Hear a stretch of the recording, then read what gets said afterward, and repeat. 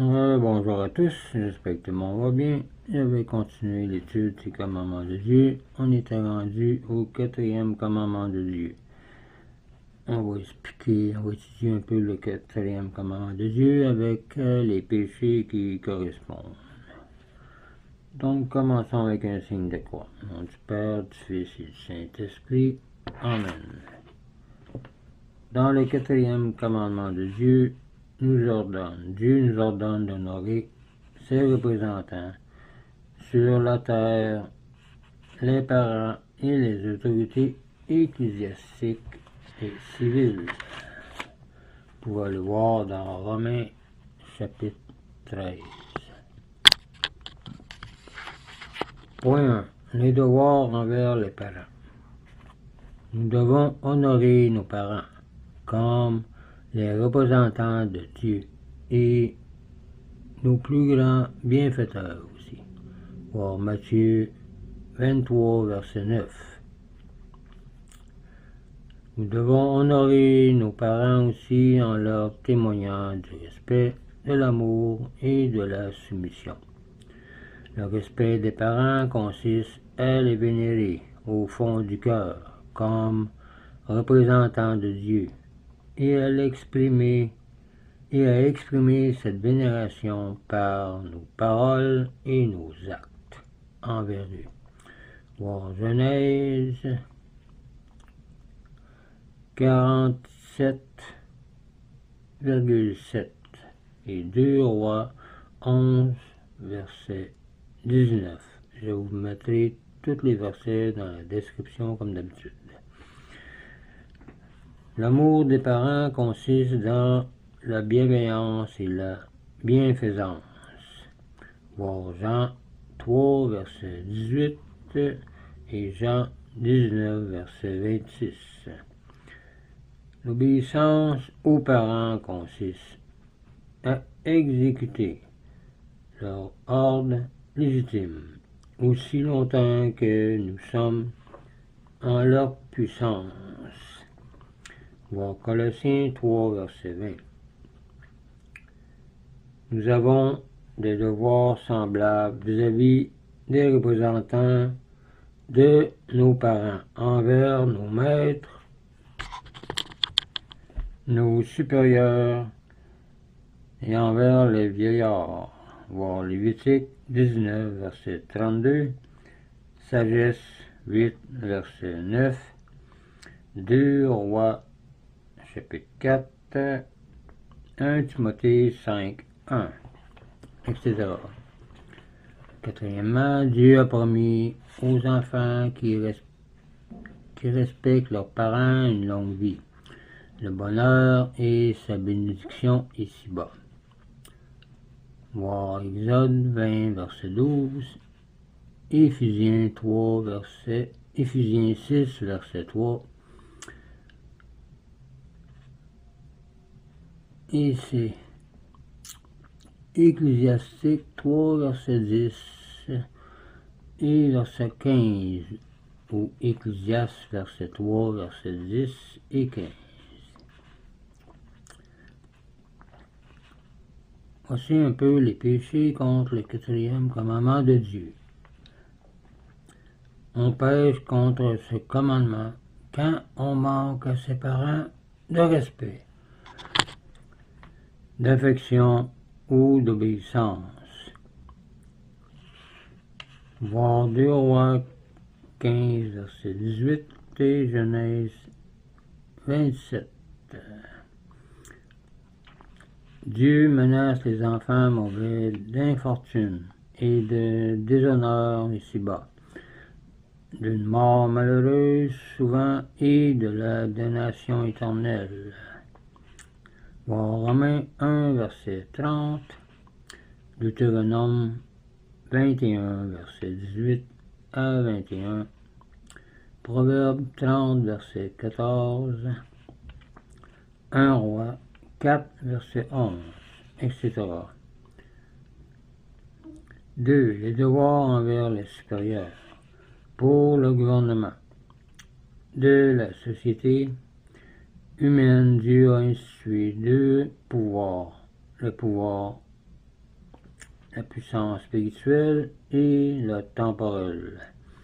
À la puissance spirituelle, il a soumis les âmes. À la puissance séculière, civile, il a confié le maintien de la paix et de l'ordre matériel. Voir Léon XIII et Innocent III.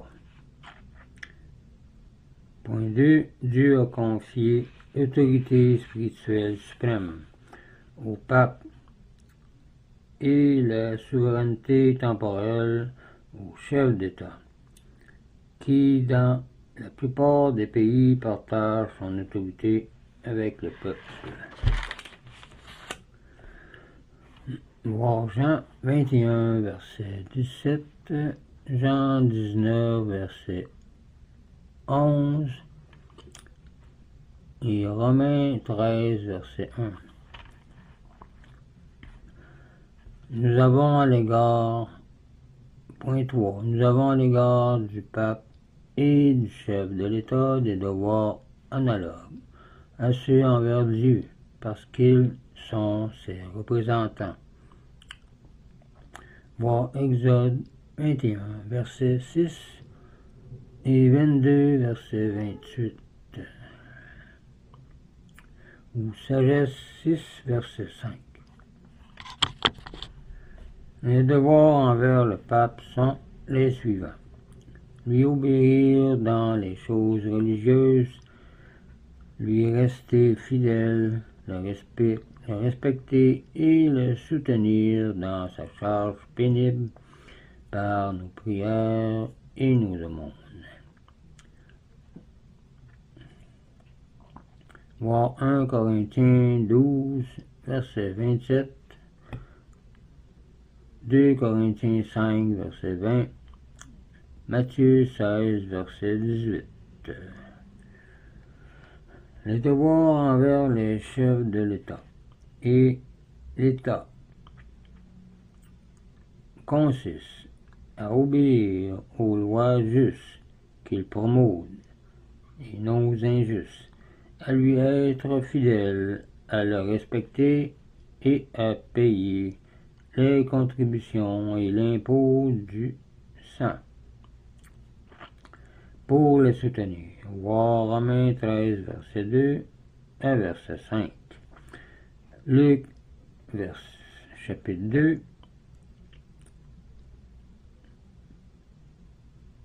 et 1 Pierre 2, verset 18, et 1 Timothée 2, verset 3. Les citoyens doivent encore soutenir les chefs d'État en envoyant dans tous les corps élus des députés capables et de sentiments chrétiens.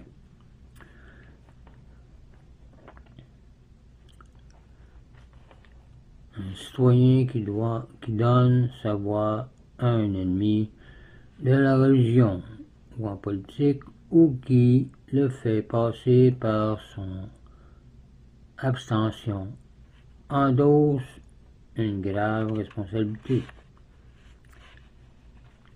C'est celui de l'État qui sera réélu ou non, donc c'est quand même assez grave. Il faut donc voter. Celui qui désobéit gravement aux autorités religieuses ou civiles s'expose à des peines sévères, ici-bas et à la damnation éternelle. Voir Nombre, chapitre 16, 2 Rois, chapitre 18, Romains 13, verset 2. Point 3. Les devoirs de l'autorité. Le chrétien ne doit pas ambitionner une charge pour laquelle il manque des capacités nécessaires. Chacun sa mission. Voir Jean 10, 1 Timothée 3, 1. Ou Ecclésiastique 7, verset 6. Celui qui a été appelé par Dieu à exercer l'autorité doit non pas s'en sans enorgueillir, mais penser à sa responsabilité, car Dieu lui redemandera un jour ce qu'il a fait de ses dons. Voir Matthieu 25, Proverbe 21, verset 1, ou Matthieu 19, verset 30. Quiconque détient une charge doit procurer de toutes ses forces le bien de ses subordonnés, être juste et impartial envers tous. Voir Léon 13, Romains 13, verset 4, Jean 10, verset 2, Romains 2, verset 11, Deutéronome 27, verset 19, et Isaïe 1, verset 17. Les supérieurs sont tenus de donner le bon exemple. Donc, nos présidents doivent être des exemples. Voir Matthieu 5, verset 14 et Ecclésiastique 10, verset 2. Ce sera tout pour ce 4e commandement. La prochaine fois, on verra le 5e commandement de Dieu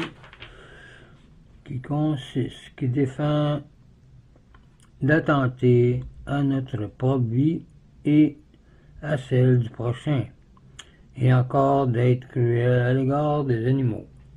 Donc, je vous laisse là-dessus, je vous dis au revoir et union prière. Une fois qu'on a vu qu'est-ce que veut dire le 4e commandement et qu'est-ce que ça rapporte, nous allons maintenant lire et étudier un peu les péchés qui y correspondent. Donc, à propos du 4e commandement. Dans ma vie familiale, je n'aime pas assez mes parents, mes beaux-parents, mes grands-parents. Je ne cherche pas à les rendre heureux. Je ne les aide pas comme je le devrais matériellement et moralement. Je suis dur avec eux et je leur parle sans respect. Je désobéis, j'obéis de mauvaise humeur. J'ai de la haine et de la révolte envers les miens. Je les ai injuriés. Je les ai frappés. Je les ai dénigrés en parlant mal d'eux et des étrangers. Je rougis des miens devant les autres à cause de leurs défauts ou de leur pauvreté. Je ne favorise pas la vie religieuse des miens comme je le devrais. J'ai tardé à procurer à des malades de ma famille les secours du prêtre. Je n'aime pas profondément mon épouse. Je lui rends la vie pénible par ma faute. Je fais des dépenses égoïstes en ne pensant qu'à moi.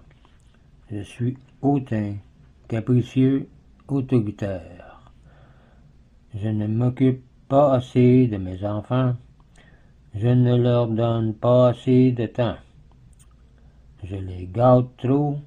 Je suis trop faible dans leur éducation. Je ne m'occupe pas assez d'eux. J'ai refusé sans raison valable de nourrir mon enfant après sa naissance, qui est une faute grave. Je me suis opposé à la vocation religieuse d'un enfant, où je n'ai rien fait pour l'aider. Je suis trop dur avec mes enfants, pas assez calme, patient et compréhensif. Je ne me soucie pas assez de l'exemple que je leur donne. Je ne réfléchis pas au scandale que peut leur donner ma manière de vivre. J'ai attendu trop longtemps pour faire baptiser un enfant ou mon enfant. Je ne parle pas assez de Dieu à mes enfants et aux autres. Je ne prie pas avec eux et devant eux. Je ne contrôle pas leur manière de vivre en société, à l'école, dans leurs loisirs. Je ne m'inquiète pas assez de leur formation religieuse. Je ne collabore pas assez avec le prêtre, le professeur pour le progrès spirituel de mes enfants. Je laisse à mes enfants trop de liberté pour la radio, la télévision, la lecture, Internet, les fréquentations des camarades qui peuvent exposer leur foi. Je les laisse sacrifier leur vie religieuse pour le sport. J'ai contrarié l'orientation professionnelle d'un de mes enfants. Dans ma vie civique, je n'aime pas ma patrie, je n'ai pas le souci de la voir revenir à Dieu. Je ne prie pas pour son bien. Je m'accommode du laïcisme. Je décline toute responsabilité politique et je ne me dévoue pas au bien public quand l'occasion se présente. Je suis inscrit à un groupe politique, syndical ou idéologique, nuisible à la religion. FM, communiste, socialiste, libre-penseur, syndicat gauchiste, etc. J'ai chassé, j'ai pêché, j'ai conduit des véhicules sans permis ou sans les formalités administratives requises. J'ai violé consciemment quelques lois civiles. J'ai commis volontairement des infractions au code de la route. Je ne soutiens pas l'école chrétienne. Dans ma vie professionnelle, je suis dur et autoritaire avec mes employés. Je ne favorise pas de mon mieux la vie religieuse de mes employés. Je n'ai pas le souci de la tenue matérielle et morale des lieux de travail. J'y laisse traîner des affiches indécentes. Je suis incorrect avec mes patrons.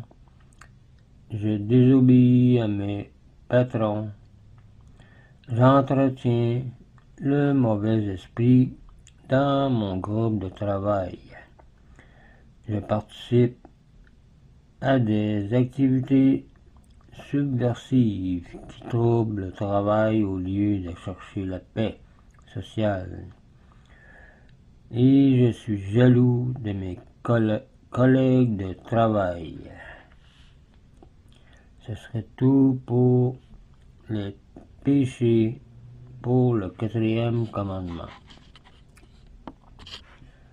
Donc, je vous laisse là-dessus. Je vous dis au revoir et union, prière.